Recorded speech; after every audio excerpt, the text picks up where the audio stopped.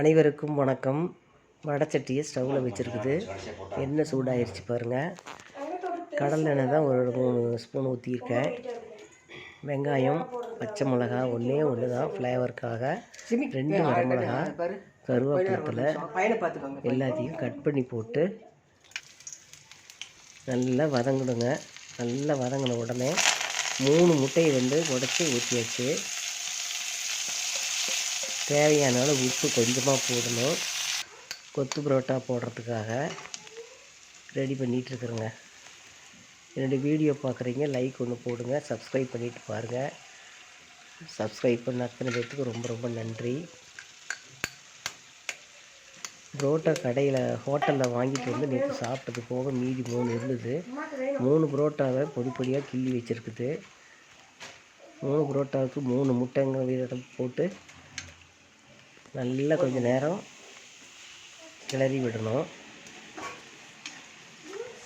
என்னுடைய மகன் கோயம்புத்தூரில் மசாலா பொடியெல்லாம் வாங்கிட்டு வந்தா. அப்படி நான்வெஜ் செய்கிறதுக்கு போடுற மசாலா பொடியெல்லாம் அந்த பொடியில் 1 ஸ்பூன் மட்டும் போட்டாச்சு.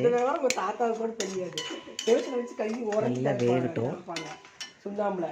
இந்த புரோட்டாவை கிள்ளி வச்சுருக்குறது இல்லைங்களா, அதை போடணுங்க. ஒரு 5 நிமிஷம்தான். கொஞ்சமாக உப்பு போட்டுக்கணும். புரோட்டா குழம்பு கொடுத்தாங்க ஹோட்டலில் நேற்று. அந்த குழம்பு மீதியாக இருந்தது. அதை ஊற்றியாச்சுங்க. ஒரு 2 கரண்டி ஆட்டம் ஊற்றி கொஞ்சம் நேரம் கிளறிட்டு சுட சுட வானிலையில் போட்டு சாப்பிட்டோம். சூப்பராக இருந்துச்சு. இறக்குறப்போ கொஞ்சமாக கொத்தமல்லி கீரையை பொடி பொடியாக கட் பண்ணி போடணும். செம்ம டேஸ்ட்டுங்க. புரோட்டா மட்டும் ஹோட்டலில் வாங்கிட்டு வந்தால் போதும். வீட்டிலே கொத்து புரோட்டா நாம்ளே போட்டுக்கலாங்க. இந்த மசாலா பொடி தாங்க கோயம்புத்தூர்லேருந்து என்னுடைய மகன் வாங்கிட்டு வந்திருந்தாங்க. சரியான டேஸ்ட்டுங்க.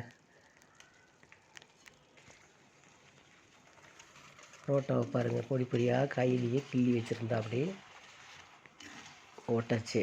ஒரு 5 நிமிஷம் கிளறினா போதும்.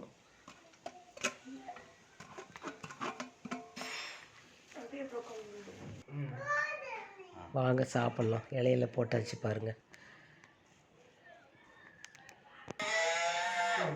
சுட சுட கொத்து புரோட்டா ரெடி.